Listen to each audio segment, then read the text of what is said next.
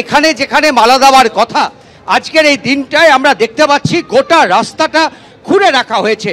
একেবারে এই যে রাস্তা সেটা একেবারে খোঁড়া, ফলে এখান থেকে হাঁটা চলা যাচ্ছে না, করা যাচ্ছে না। তার নামে যে গ্রন্থাগারটা রয়েছে সেই গ্রন্থাগারের ভেতরে সমস্ত রাস্তাটা, সেই রাস্তাগুলো কিন্তু সমস্ত দরজা সেগুলোকে তালা চাবি দেওয়া। এমনকি বঙ্কিম চট্টোপাধ্যায়ের যে মূর্তি রয়েছে সেই মূর্তিতেও কিন্তু একটা মালা দেওয়া হয়নি। এবং ভগবান যে ছবি দেখাচ্ছে দেখো, যেখানে বিরোধী দলনেতা ঢুকলেন সেই রাস্তাটা একেবারে ভাঙা এবং গোটা রাস্তায় এখানে হাঁটার উপায় নেই, এইভাবে এই রাস্তা ভাঙা হয়েছে।